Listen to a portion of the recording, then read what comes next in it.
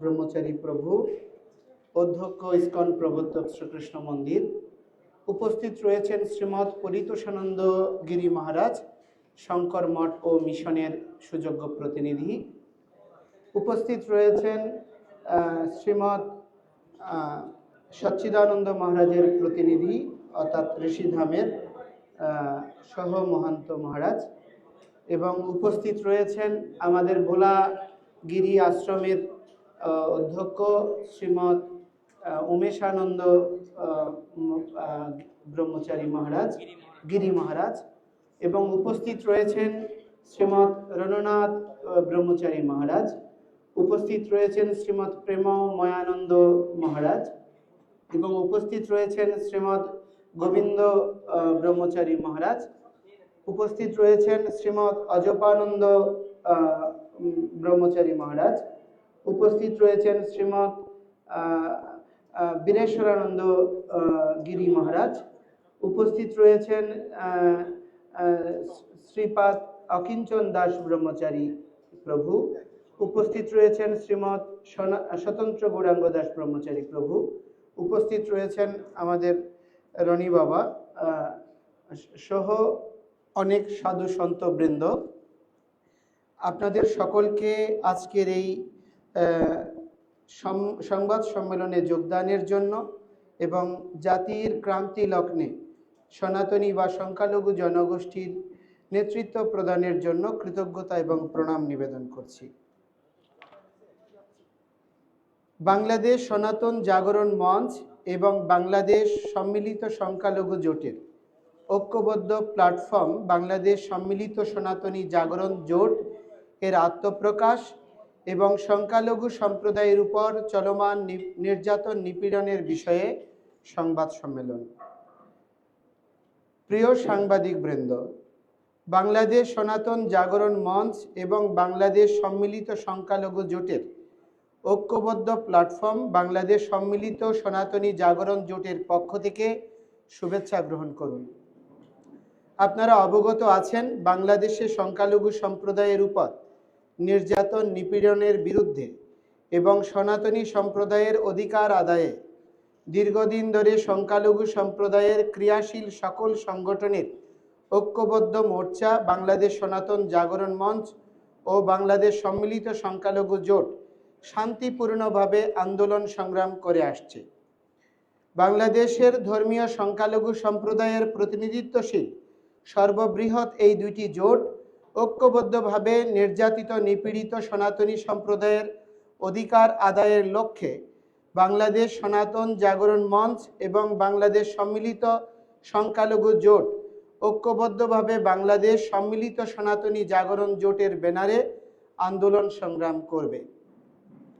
প্রিয় সাংবাদিক বৃন্দ, আপনারা জানেন, বিগত 5ই আগস্ট ছাত্র জনতার গণ অভ্যুত্থানে সরকার পতনের পর পরিবর্তিত রাজনৈতিক প্রেক্ষাপটে দেশের বিভিন্ন স্থানে হিন্দু সম্প্রদায়ের মানুষের বাড়িঘর, উপাসনালয়, ব্যবসা প্রতিষ্ঠানে নজিরবিহীন হামলা, ভাঙচুর, অগ্নিসংযোগ, জায়গা জমি দখল, লুটপাট, নির্মম নির্যাতন ও প্রাণহানির ঘটনা ঘটেছে। অনেক নারীর উপর পাশবিক নির্যাতন করা হয়েছে। শুধু তাই নয়, সারা দেশে বিভিন্ন শিক্ষা প্রতিষ্ঠানে বিনা কারণে ভয়ভীতি দেখিয়ে সংখ্যালঘু সম্প্রদায়ের অসংখ্য শিক্ষককে জোরপূর্বক পদত্যাগে বাধ্য করা হয়েছে। দুর্ভাগ্যজনকভাবে দেশের রাজনৈতিক পট পরিবর্তনের প্রেক্ষাপটে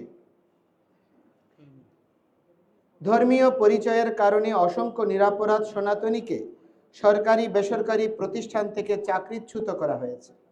দুর্ভাগ্যজনকভাবে দেশের রাজনৈতিক পট পরিবর্তনের প্রেক্ষাপটে ভঙ্গুর আইন শৃঙ্খলার সুযোগ নিয়ে নিরীহ সনাতনী সম্প্রদায়ের উপর সাম্প্রদায়িক প্রতিক্রিয়াশীল অপশক্তির নজিরবিহীন এসব ন্যাক্কারজনক ঘটনায় দায়ীদের বিরুদ্ধে রাষ্ট্র বা সরকারের পক্ষ থেকে কোনো দৃশ্যমান আইনি পদক্ষেপ নিতে আমরা দেখিনি।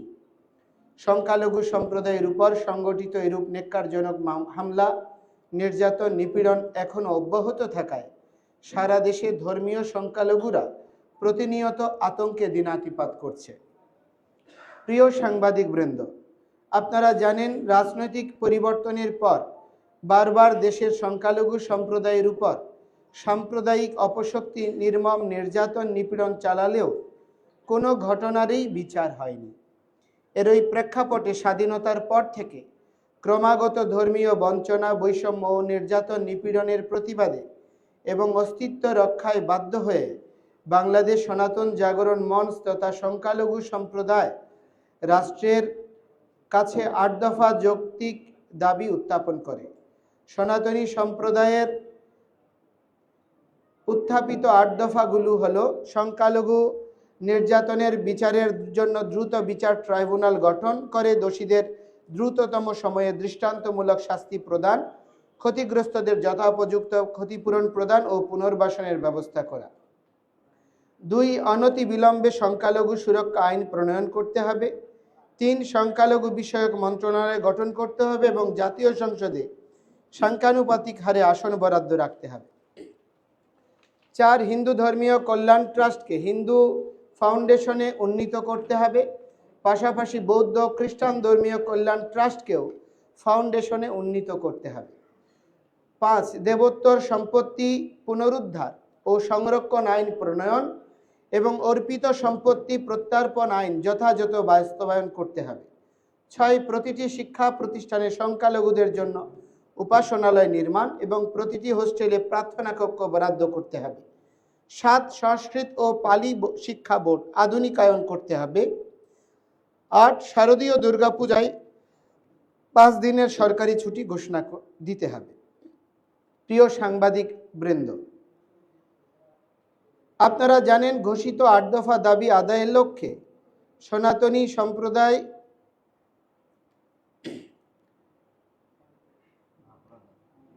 সনাতনী সম্প্রদায়ের প্রতিনিধিত্ব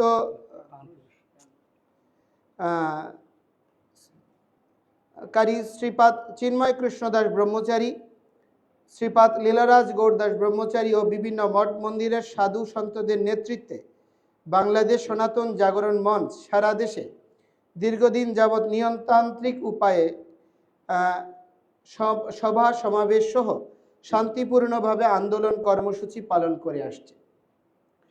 এই আন্দোলনের ধারাবাহিকতায় ৮ দফা দাবি আদায়ের লক্ষ্যে পূর্ব ঘোষিত কর্মসূচির অংশ হিসেবে জাগরণ মঞ্চ বিগত ২৫শে অক্টোবর ২০২৪ শুক্রবার চট্টগ্রামের ঐতিহাসিক লালদিঘি ময়দানে বিভাগীয় গণসমাবেশ আয়োজন করে। স্মরণকালের সর্ববৃহৎ শান্তিপূর্ণ এই গণসমাবেশে স্বতঃস্ফূর্তভাবে সনাতন সম্প্রদায়ের লক্ষ লক্ষ নরনারী অংশগ্রহণ করে, যা বিভিন্ন দেশীয় ও আন্তর্জাতিক গণমাধ্যমে প্রচারিত হয়েছে।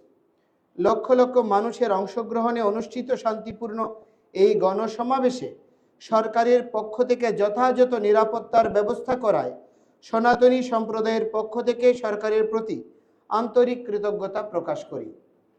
কিন্তু আমরা অত্যন্ত দুঃখের সাথে লক্ষ্য করলাম, দেশের বিভিন্ন রাজনৈতিক দল ও সরকারের বিভিন্ন দায়িত্বশীল পর্যায় থেকেও ৮ দফার যৌক্তিকতা স্বীকার করে এর সাথে সংহতি জানালেও সনাতনী সম্প্রদায়ের স্মরণকালের সর্ববৃহৎ এই শান্তিপূর্ণ গণজমায়েতকে প্রশ্নবিদ্ধ করা এবং বহির্বিশ্বে সরকারের ভাবমূর্তি ক্ষুণ্ণ করার অশুভ উদ্দেশ্যে জাতীয় পতাকার অবমাননার কথিত অভিযোগে জৈনক ফিরোজ খান নামে এক ব্যক্তি বিগত ৩০শে অক্টোবর চট্টগ্রামের কোতোয়ালি থানায় বাংলাদেশ সনাতন জাগরণ মঞ্চের মুখপাত্র ও পুণ্ডরিক ধামের অধ্যক্ষ চিন্ময় কৃষ্ণ দাস ব্রহ্মচারী, শ্রীপাদ লীলারাজ গৌড় দাস ব্রহ্মচারী সহ ১৯ জন সংগঠকের বিরুদ্ধে একটি মিথ্যা, ভিত্তিহীন ও বানোয়াট রাষ্ট্রদ্রোহিতার মামলা দায়ের করেন। প্রিয় সাংবাদিক বৃন্দ, আপনারা নিশ্চয়ই অবগত আছেন, দেশের প্রচলিত আইন অনুযায়ী স্বরাষ্ট্র মন্ত্রণালয়ের অনুমোদন ব্যতীত কারো বিরুদ্ধে রাষ্ট্রদ্রোহিতার মামলা দায়ের করা যায় না। ষড়যন্ত্রমূলক কথিত রাষ্ট্রদ্রোহিতার মামলাটি দায়েরের ক্ষেত্রে আইনের নির্ধারিত এই প্রক্রিয়াও অনুসরণ করা হয়নি।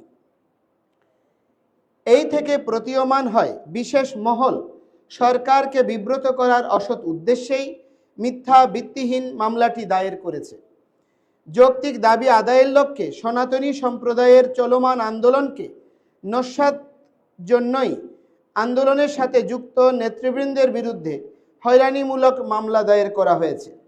ফলে মিথ্যা, হয়রানিমূলক, বানোয়াট এই মামলার দায়েরের খবর বিভিন্ন সংবাদ মাধ্যমে প্রকাশিত হওয়ার পর মিথ্যা মামলাটি প্রত্যাহারের দাবিতে সারা দেশে বিক্ষুব্ধ সনাতনী সমাজ শান্তিপূর্ণ উপায়ে প্রতিবাদ কর্মসূচি পালন করে আসছে।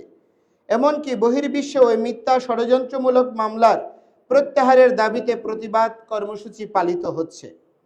আমরা দ্ব্যর্থহীন ভাষায় বলতে চাই, সনাতন ধর্মের অনুসারীরা নিজের মাতৃভূমিকে মাতৃতুল্য রূপে শ্রদ্ধা করে।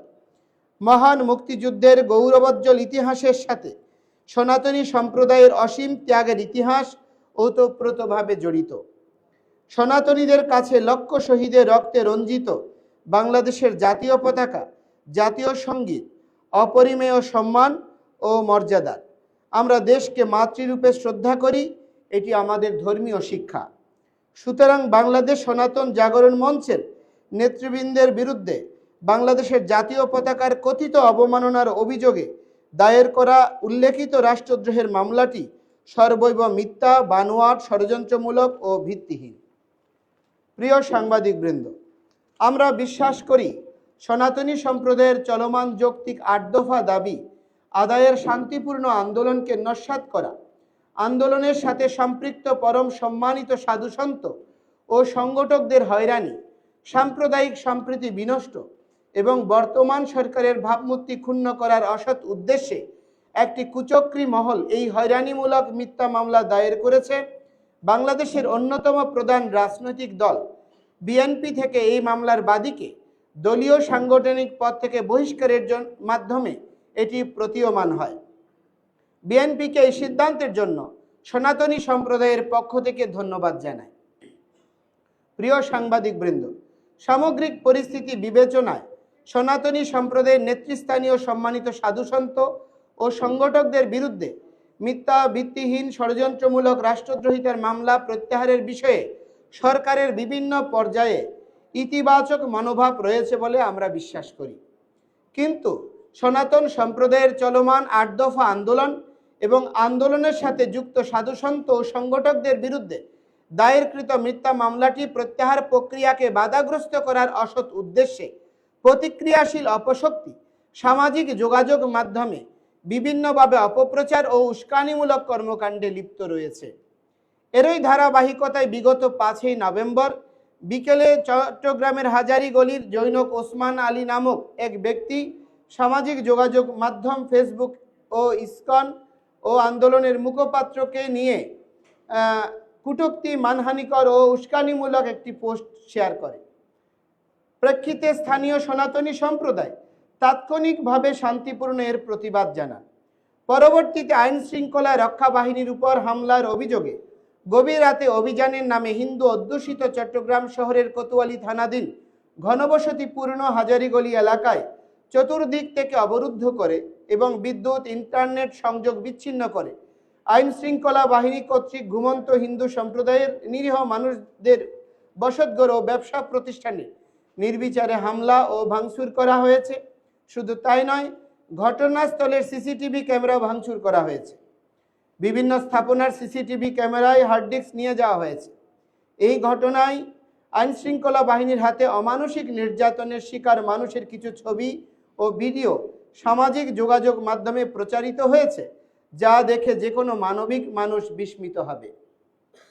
দুর্ভাগ্যজনকভাবে ফেসবুকে সনাতন ধর্ম ও ইসকনের বিরুদ্ধে মানহানিকর ও কুরুচিপূর্ণ মিথ্যা অপপ্রচারের ঘটনায় অভিযুক্ত ওসমান আলীর বিরুদ্ধে তাৎক্ষণিক কোনরূপ আইনগত পদক্ষেপ গ্রহণ না করে উল্টো রাতের আধারে আইন শৃঙ্খলা বাহিনী কর্তৃক সংক্ষুব্ধ নিরীহ হিন্দু সম্প্রদায়ের উপর হামলার পর তাদের আসামি করে আইন শৃঙ্খলা বাহিনীর উপর হামলার অভিযোগে একটি মামলা দায়ের করা হয়েছে। দূরভিসন্ধিমূলকভাবে এই ঘটনার সাথে দূরবর্তী সম্পর্ক না থাকা সত্ত্বেও ষড়যন্ত্রমূলক রাষ্ট্রদ্রোহিতা মামলার অভিযুক্তদেরকেও এই মামলায় আসামি করা হয়। এই মামলায় সেদিন রাতে প্রায় ৮০ জন সনাতনীকে গ্রেপ্তার করে নির্দয়ভাবে পেটানো হয়েছে। আইন শৃঙ্খলা বাহিনীর হেফাজতে অমানসিক নির্যাতনের ফলে গুরুতর এইসব নিরীহ হিন্দুকে ন্যূনতম চিকিৎসা সেবাও দেওয়া হয়নি।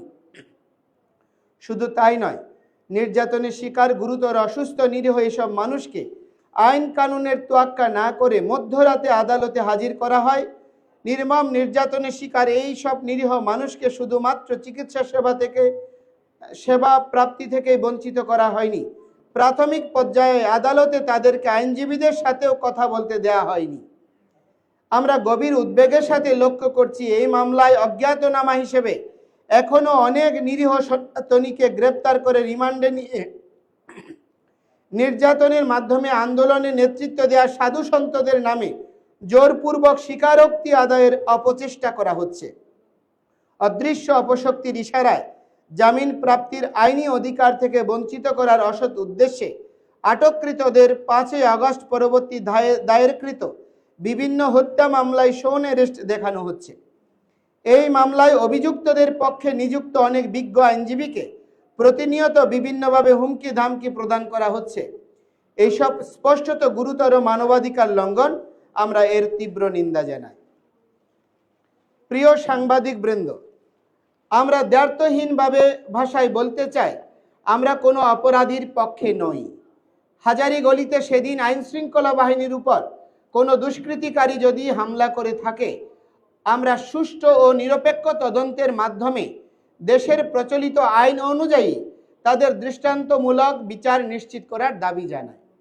কিন্তু গভীর রাতে বিদ্যুৎ ও ইন্টারনেট বন্ধ করে সিসিটিভি ক্যামেরা ভেঙে ঘুমন্ত নিরীহ হিন্দু সম্প্রদায়ের উপর নির্বিচারে হামলা, নির্যাতন ও গণগ্রেপ্তারের ঘটনায় আমরা উদ্বিগ্ন। অবস্থা দৃষ্টে মনে হচ্ছে শুধুমাত্র ধর্মীয় বিদ্বেষ এবং সনাতন সম্প্রদায়ের চলমান যৌক্তিক আন্দোলনকে নস্যাৎ করার অশুভ উদ্দেশ্যে এই মামলাকে হাতিয়ার হিসেবে ব্যবহার করে নিরীহ হিন্দু জনগোষ্ঠীকে হয়রানি করা হচ্ছে। আমরা মনে করি অন্তর্বর্তীকালীন সরকারের ভাবমূর্তি ক্ষুণ্ণ করতে বিশেষ কোনো গোষ্ঠী এই অপতৎপরতায় লিপ্ত রয়েছে। প্রিয় সাংবাদিক বৃন্দ, বিদ্যমান পরিস্থিতিতে আপনাদের মাধ্যমে বাংলাদেশ সনাতন জাগরণ মঞ্চ ও বাংলাদেশ সম্মিলিত সংখ্যালঘু জোট, যেটি আজকে থেকে বাংলাদেশ সম্মিলিত সনাতনী জাগরণ জোট নামে আত্মপ্রকাশ করছে, আমরা নিম্নোক্ত দাবিসমূহ উত্থাপন করছি। অবিলম্বে সংখ্যালঘু সম্প্রদায়ের যৌক্তিক 8 দফা দাবি বাস্তবায়নে কার্যকর পদক্ষেপ গ্রহণ করতে হবে। 2. অবিলম্বে বিগত 5 নভেম্বর 2024 চট্টগ্রামে হাজারীগলিতে আইন শৃঙ্খলা বাহিনীর উপর কথিত হামলা ও হিন্দু সম্প্রদায়ের উপর গভীর রাতে আইন শৃঙ্খলা বাহিনী কর্তৃক নির্মম নির্যাতনের নিরপেক্ষ তদন্ত ও বিচারের স্বার্থে বিচার বিভাগীয় তদন্ত কমিটি গঠন করতে হবে। এই ঘটনায় আটক ও নির্মম নির্যাতনের শিকার নিরীহ সনাতনীদের মুক্তি দিয়ে যথাযথ চিকিৎসার ব্যবস্থা করতে হবে। এই ঘটনায় আটককৃতদের ষড়যন্ত্রমূলকভাবে বিভিন্ন হত্যা মামলায় গ্রেপ্তার দেখানোর প্রক্রিয়া অবিলম্বে বন্ধ করতে হবে। এই ঘটনাকে পুঁজি করে সরকারের ভাবমূর্তি নষ্ট করার উদ্দেশ্যে গভীর রাতে নিরীহ সনাতনীদের উপর অন্যায়ভাবে নির্যাতন করা আইন শৃঙ্খলা বাহিনীর অতি উৎসাহী সদস্যদের বিরুদ্ধে আইনানুগ ব্যবস্থা গ্রহণ করতে হবে। 6. সংখ্যালঘু সম্প্রদায়ের যৌক্তিক আন্দোলনে নেতৃত্বদানকারী সাধু সন্ত সংগঠকদের বিরুদ্ধে দায়েরকৃত ষড়যন্ত্রমূলক মিথ্যা রাষ্ট্রদ্রোহিতার মামলা অবিলম্বে প্রত্যাহার করতে হবে। আমরা স্পষ্ট করে বলতে চাই, আমাদের চলমান আন্দোলন সরকার কিংবা কোনো রাজনৈতিক দলের পক্ষে বা বিপক্ষে নয়। আমাদের চলমান আন্দোলন আপামর সনাতনী সম্প্রদায়ের ন্যায্য অধিকার আদায়ের আন্দোলন। আমরা দৃঢ়ভাবে বিশ্বাস করি ছাত্র জনতার গণ অভ্যুত্থানের ফলে গঠিত বর্তমান অন্তর্বর্তীকালীন সরকার বৈষম্যহীন মানবিক বাংলাদেশ বিনির্মাণের স্বার্থে নিরীহ সংখ্যালঘুদের উপর চলমান অন্যায় অনাচার বন্ধ ও উপরোক্ত যৌক্তিক দাবিসমূহ বাস্তবায়নে আন্তরিকভাবে এগিয়ে আসবে। ধন্যবাদ। বাদান্তে চিন্ময় কৃষ্ণদাস ব্রহ্মচারী, বাংলাদেশ সম্মিলিত সনাতনী জাগরণ জোট এর পক্ষে সবাইকে ধন্যবাদ।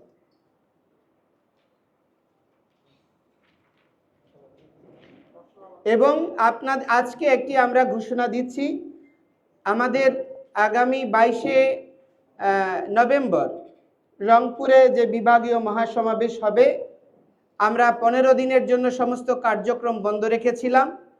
আমরা সরকারকে সহযোগিতা করতে চেয়েছি। আমরা এখনো সহযোগিতা করার মনোভাবেই পোষণ করি, শান্তিপূর্ণভাবে আমাদের অধিকার প্রতিষ্ঠার জন্য আমরা কোনো বিশৃঙ্খলতার বিরুদ্ধে, কোনো রাজনৈতিক ইন্ধনে যুক্ত হওয়ার বিরুদ্ধে আমরা আমাদের অধিকার এবং মতামত তুলে ধরার জন্য আগামী 22শে নভেম্বর রংপুরে মহাসমাবেশ অনুষ্ঠিত হবে এবং আগামী 6 ডিসেম্বর যেটি আপনার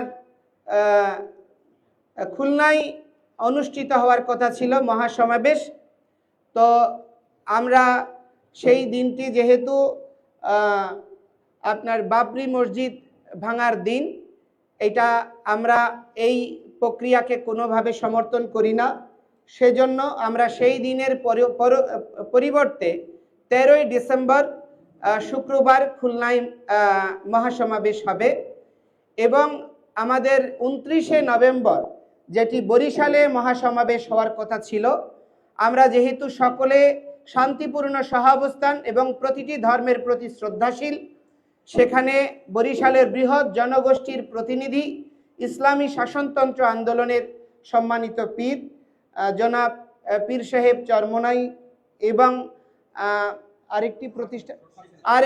আরেকটি প্রতিষ্ঠান হচ্ছে চরসিনা, ওনাদের সেখানে মাহফিল রয়েছে, বার্ষিক মাহফিল, তার প্রতি শ্রদ্ধা প্রদর্শন করে আমরা সেই দিনটি পিছিয়ে আমরা 20শে ডিসেম্বর শুক্রবার করার ঘোষণা প্রদান করছি।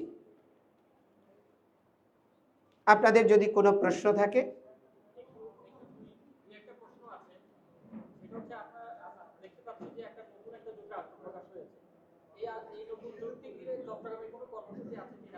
না, আমাদের পূর্ব ঘোষিত আমরা যেই কর্মসূচি করছিলাম দুটো প্ল্যাটফর্মে, আমরা দুটো প্ল্যাটফর্মেই সমন্বিতভাবে কাজ করছিলাম, কিন্তু বৃহৎ ঐক্যের স্বার্থে আমরা আমাদের কর্মসূচিগুলো একত্রীভূত করে একই প্ল্যাটফর্মে আমরা করব। এখন থেকে আমরা চাই পুরো সনাতনী সংখ্যালঘু জনগোষ্ঠী একত্রীভূত হোক, ঐক্যবদ্ধভাবে এগিয়ে যাক। তারই নিরিখে একটি আদর্শ স্থাপনের জন্য আমরা দুটি নেতৃস্থানীয় সংগঠন একীভূত হচ্ছি। আমাদের যে পূর্ব ঘোষিত কর্মসূচি অনুযায়ী প্রতিটি বিভাগীয় সমাবেশগুলো হবে এবং তারপরে জেলা উপজেলা জেলা পর্যায়ে সমাবেশগুলো হবে। আমাদের শান্তিপূর্ণ কর্মসূচি বা আগে পূর্ব ঘোষিত রূপরেখা অনুযায়ী এগিয়ে যাবে। আর আমাদের পরিবর্তিত প্রেক্ষাপটে কোনো সিদ্ধান্ত আসলে আমরা বসে সাংবাদিক সম্মেলনের মাধ্যমে আপনাদেরকে অবগত করব।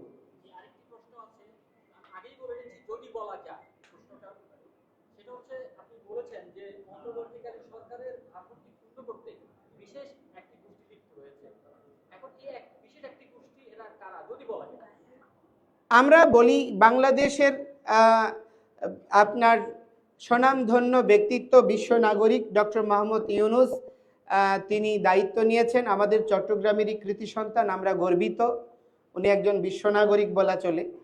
কিন্তু ওনার উদারতা অথবা ওনার কি বলবো সরলতাকে পুঁজি করে সরকারের একটি অংশ, প্রশাসনের একটি অংশ, রাজনৈতিক মতাদর্শের একটি অংশ সম্মিলিতভাবে এই পুরো দেশের স্থিতিশীলতা বিনষ্ট করার জন্য চেষ্টা করছে।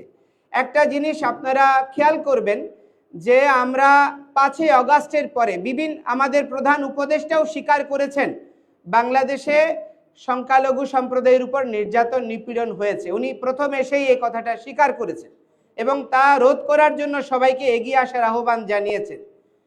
আজকে আমাদের প্রধান উপদেষ্টার মাননীয় সহকারী, যিনি এখন উপদেষ্টা হিসেবে শপথ নিয়েছেন, জনাব মাহফুজ ভাই, আমরা ওনার কাছে কৃতজ্ঞ। উনি আমাদেরকে একদিনের দুর্গাপূজার ছুটি বৃদ্ধি করার জন্য সরকারের সঙ্গে সমন্বয়কের দায়িত্ব পালন করেছেন, একটা ভালো রোল প্লে করেছেন। তিনি ঢাকেশ্বরী মন্দিরে প্রতিশ্রুতি দিয়েছেন, সরকারের পক্ষে প্রেসে বক্তব্য দিয়েছেন যে আমাদের অন্যতম প্রধান যে দাবি, 1 নম্বর দাবি ছিল ক্ষতিগ্রস্তদের পুনর্বাসন, তাদের ক্ষতিপূরণ প্রদান এবং তাদের বিচার নিশ্চিত করা, তাদের উপর যে হামলা হয়েছে যেটা পুনরাবৃত্তি না হয়। কিন্তু সেটা তিনি ঘোষণা দেওয়ার পরেও দুর্গাপূজার পরে আমরা 16 দিন অপেক্ষা করার পরে চট্টগ্রামে মহাসমাবেশ করেছি, কিন্তু আজ পর্যন্ত কোনো সরকারিভাবে কোনো এটার ডিক্লারেশন হয় নাই যে কয়টা ক্ষয়ক্ষতি হয়েছে, সেটা নিরূপণের জন্য কোনো উদ্যোগও গ্রহণ করা হয়নি। তো আমরা মনে করছি সরকারের মধ্যে একটা অংশ চাই যে এই বিষয়টাকে ঝুলিয়ে রেখে সরকারের অবস্থানকে বিব্রত করা এবং সনাতনী সংক্ষুব্ধ জনগোষ্ঠীকে মানে বিপদগামী করার জন্য ইন্ধন দেওয়া। এটা রোধ করার জন্যই সমস্ত সনাতনী সন্তরা সাধুরা কোনো রাজনৈতিক প্রতিক্রিয়াশীল গোষ্ঠী যাতে এটাকে বিপদগামী করতে না পারে, কোনো রাজনৈতিক মদতপুষ্ট সনাতনী দালালরা এটা যাতে বিপদাপন্ন করতে না পারে, এই জন্যই সন্তরা নেতৃত্ব দিচ্ছে। কিন্তু দুর্ভাগ্যজনক হলেও সত্য, এই স্বাভাবিক একটি প্রগতিশীল আন্দোলনকে প্রশ্নবিদ্ধ করার জন্য জঙ্গি থেকে শুরু করে হেন কোনো তকমা নাই, মিডিয়ারও একটা হলুদ মিডিয়ার অংশ এই কার্যক্রম করছে এবং 21শে টিভিতে নিয়মিত ধারাবাহিকভাবে আমাদের বিরুদ্ধে অপপ্রচার করছে এবং তারা ফেক ভিডিও বানাচ্ছে, বিভিন্ন সুপার এডিট ভিডিও বানাচ্ছে, রাজনৈতিক তকমা দেওয়ার চেষ্টা করছে। আমরা আমাদের সন্তরা কোনো রাজনৈতিক পরিসরে গিয়ে কোনো রাজনৈতিক গোষ্ঠীর সঙ্গে কখনো আলাপ আলোচনা করিনি, আমরা সেরকম কোনো প্রমাণও নেই। আমরা দুর্গাপূজার অনুষ্ঠানে আমাদেরকে বিএনপি অফিসে নিমন্ত্রণ করেছে, আমরা সেখানে গিয়েছি। এরকম কোনো রাজনৈতিক দল ধর্মীয় অনুষ্ঠানে যদি নিমন্ত্রণ করে আমরা গিয়ে থাকি এবং আমরা আমাদের মন্দিরে কোনো বার্ষিক অনুষ্ঠানে আপনার সরকারি প্রতিনিধিরা এসেছে। কিন্তু এই বিষয়গুলোকে বিকৃত করে শুধু আমাদের আন্দোলনকে বিপদগামী করার জন্য, বিভ্রান্তভাবে উপস্থাপন করার জন্য একটা প্রতিক্রিয়াশীল গোষ্ঠী সতত লেগে আছে। আপনাদের মাধ্যমে অনুরোধ করব এটি রোধ করার জন্য আপনারা গঠনমূলক ভূমিকা রাখবেন।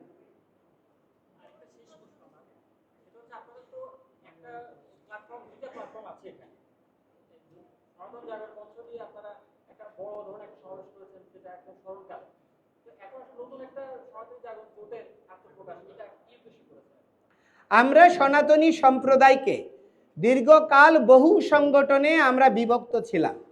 এই সুযোগটাকে কাজে লাগিয়ে প্রতিটি রাজনৈতিক দল যখনই আমরা কোনো আমাদের অধিকার নিয়ে কথা বলেছি, অনেকে বলছে আমরা বিগত 15 বছর কোথায় ছিলাম। বর্তমানের যে আন্দোলন হচ্ছে এই আন্দোলনের চেয়েও দ্বিগুণ আন্দোলন হয়েছে আপনার 21 সালে শারদীয় রক্তাক্ত শারদে এবং 154টা দেশে আন্দোলন বিস্তৃত হয়েছিল। অথচ এই সত্যগুলো উপস্থাপন না করে সবসময় শুধু বিকৃত উপস্থাপনা করে এবং সেই সময়ে আমরা যে নন্দনকাননে মহাসমাবেশ করেছিলাম সেখানে তৎকালীন বিরোধী দলের নেতা বর্তমান মেয়র ডক্টর সাজাদ সাহেব থেকে সোলাইমান শেখ থেকে শুরু করে আওয়ামী লীগ, বিএনপি সমস্ত রাজনৈতিক দল আমাদের সঙ্গে সংহতি জানিয়েছিল। তো এখন প্রশ্নটা হচ্ছে সেই আন্দোলনগুলো করতে গিয়ে আমাদেরকে সরকারি পর্যায়ে জানানো হয়েছিল আপনারা বিভক্ত, আপনারা এক হয়ে আসেন। এই খেলা যেন আর খেলতে না পারে এই জন্য আমরা সমস্ত সনাতনী সংগঠন, এখানে দেখবেন সবাই এক এক মতাদর্শের আচার্য, বিভিন্ন মতাদর্শের গুরুরা এক হয়েছে এবং আমরা পুরো সনাতনী কমিউনিটি ঐক্যবদ্ধভাবে এগিয়ে যাব। আমরা কোনো রাজনৈতিক দলের লেজুর বৃত্তি করব না। যারা আমাদের ডিমান্ড, আমাদের প্রত্যাশা, আমাদের মর্যাদার সঙ্গে সম অধিকারের নিরিখে, সাম্যতার নিরিখে নাগরিক হিসেবে মর্যাদা দিয়ে আমাদের সঙ্গে মুভ করবে, আমরা তাদের সঙ্গে কাজ করব। না হলে আমরা কোনো রাজনৈতিক দলের লেজুর বৃত্তিতে যুক্ত হব না।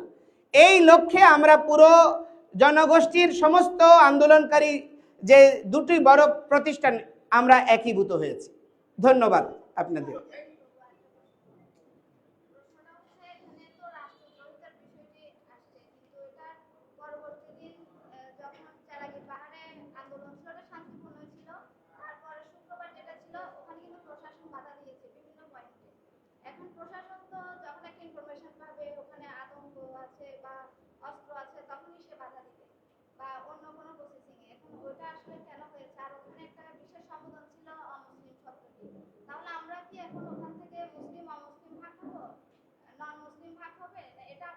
আমি তো আগেই বলেছি যে আমাদের প্রতিক্রিয়াশীল একটা গোষ্ঠী প্রশাসনের একটি অংশকে, সরকারের একটি অংশকে ব্যবহার করে এই রাষ্ট্রকে অস্থিতিশীল করতে চায়।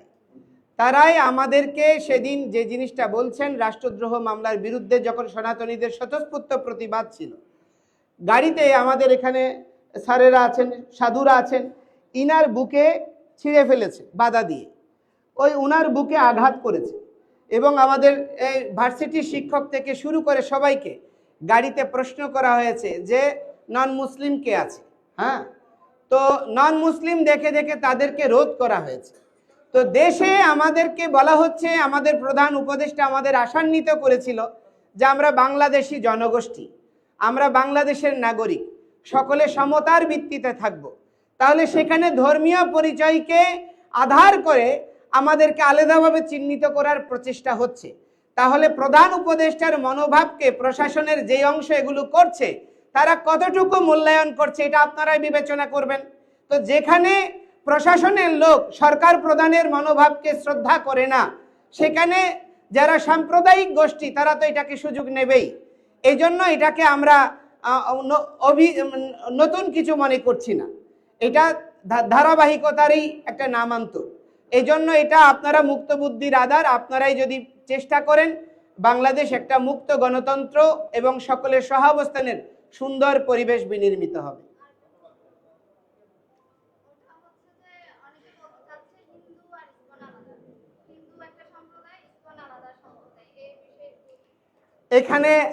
এখানে কি বলবো, এখানে যারা আছেন আমাদের প্রাঞ্জলানন্দ পুরী মহারাজ তপোবন আশ্রমের অধ্যক্ষ, ওনারা শক্তি সাধক। আমাদের উমেশানন্দ গিরি মহারাজ আছেন, ওনারা হচ্ছেন ব্রহ্মবাদী। আমাদের গিরি মহারাজ আছেন, ওনারা ব্রহ্মবাদী বা শৈব বলা যায়। আবার আমাদের অজপানন্দ মহারাজ আছেন, ওনারাও শক্তি সাধক। আমাদের ঋষিধাম রয়েছে, বীরেশ্বরানন্দ পুরী মহারাজ রয়েছেন, স্বরূপ দাস বাবাজি রয়েছেন। এখানে সব সন্তদের দেখেন, এরা হচ্ছে সনাতন সম্প্রদায়ের প্রতিনিধিত্বকারী কোনো ধর্মীয় সংগঠন নয়, এরা হচ্ছে গুরু বা নির্ণায়ক প্রতিনিধি। তো তারা যদি মনে করতো ইসকন একটা আলাদা কিছু সনাতনীদের কাছে, তাহলে আমাকে কি জন্য একটা আলাদা ধর্মের মানুষকে কেন ওদের সঙ্গে রেখেছে বলেন। এবং ওনারা সবাই এখানে উমেশানন্দ মহারাজ আছেন, প্রাঞ্জলানন্দ মহারাজ আছেন, ওনারা অনেক ঋদ্ধ জ্ঞানী গুণী।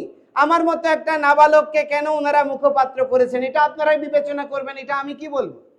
এবং অতিশয় দুর্ভাগ্যজনক হচ্ছে এই অপতৎপরতাটা করা হচ্ছে বাংলাদেশের যে প্রতিক্রিয়াশীল গোষ্ঠী, তারা জানে ইসকন সারা বিশ্বে সমাদৃত।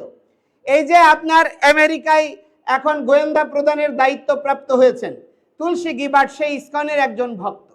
তো ইসকন যদি জঙ্গি হয়, যে আমেরিকা সবসময় জঙ্গির বিরুদ্ধে রোল প্লে করে, তাহলে তাকে কেন সেখানের প্রধানের দায়িত্ব দিয়েছে? রামায়া স্বামীরা আছেন, যিনি হোয়াইট হাউসের নীতি নির্ধারক প্যানেলে দায়িত্ব দিয়েছেন, তারা হচ্ছে ইসকনের অনুগামী ফলোয়ার্স। তাহলে এই রকম ব্যক্তিদেরকে কেন ওখানে দায়িত্ব দিয়েছে হোয়াইট হাউসে? এবং বিশ্বে আপনার এই আরব দেশগুলোতে দেখেন, আপনি দুবাই থেকে শুরু করে, কাতার থেকে শুরু করে, আপনার কি বলে সৌদি আরব থেকে শুরু করে, প্রতিটা দেশে ইসকন 154টা দেশে স্ব দেশের নিবন্ধিত আইন অনুযায়ী এবং জাতিসংঘের অ্যাপ্রুভেল অনুযায়ী কার্যক্রম করছে। জাতিসংঘের প্রায় 9টা সংস্থা ইসকন ওতপ্রোতভাবে কাজ করছে। তাহলে এবং বাংলাদেশে 82 থেকে ইসকন নিবন্ধিত একটা অর্গানাইজেশন, ধর্মীয় সোসাইটি হিসেবে সোসাইটি একটি নিবন্ধিত, এবং প্রতি 6 মাস অন্তর অন্তর ইসকনের অডিট হচ্ছে। যেই সমস্ত সংগঠন ইসকন নিয়ে প্রশ্ন করছে তাদের আয়ের কোনো হদিস নাই, তাদের ব্যয়ের কোনো হদিস নাই, তাদের কোনো নিবন্ধন নাই, উস্কানিমূলক কথা বলে, কারণ জানে ইসকনের বিরুদ্ধে কথা বললে বিশ্ব বিবেক কথা বলবে। যে রাশিয়ায় গীতা ব্যান করতে চেয়েছে, এখন সেই রাশিয়ায় সবচেয়ে বেশি ইসকনের প্রচার হচ্ছে। এবং বিপরীত মেরুর যে ব্লক, রাশিয়া চাইনা একটা ব্লক, ইউরোপ আমেরিকা একটা ব্লক, দুই ব্লকেই ইসকন সমানভাবে সমাদৃত এবং সবচেয়ে গুরুত্বপূর্ণ একটা রোল প্লে করে যাচ্ছে সমাজ রাষ্ট্র বিনির্মাণে। তাহলে সেখানে ইসকনকে জঙ্গি তকমা দেওয়া, সেখানে ইসকনকে ব্যান্ড করার প্রস্তাব করা, এটা বাংলাদেশের বৈশ্বিক প্রেক্ষাপটে অস্থিরতা তৈরি করা এবং বাংলাদেশ সম্পর্কে একটা নেতিবাচক ব্র্যান্ড বা আপনার প্রচারণা স্টাবলিশ করার জন্য এই অপতৎপরতাকারীরা করছে। তো আমি মনে করি, এই যে মনে করেন আমরা তো বললাম আমরা চরমোনাই সাহেব উনি বার্ষিক মাহফিল করবেন, একজন উনি স্বনামধন্য পীর, আমরা সম্মান জানিয়ে সিদ্ধান্ত নিয়েছি আমরা এটা পিছিয়ে যাব। যদি আমরা জঙ্গি হতাম তাহলে আমরা বলতাম যে উনারা যেমন করতে পারে আমরাও করতে পারি। তাহলে যেখানে সহনশীলতার শিক্ষা দেয়, আমরা কোনো প্রাণী হত্যা করি না, মাছ মাংস খাই না, ডিম রস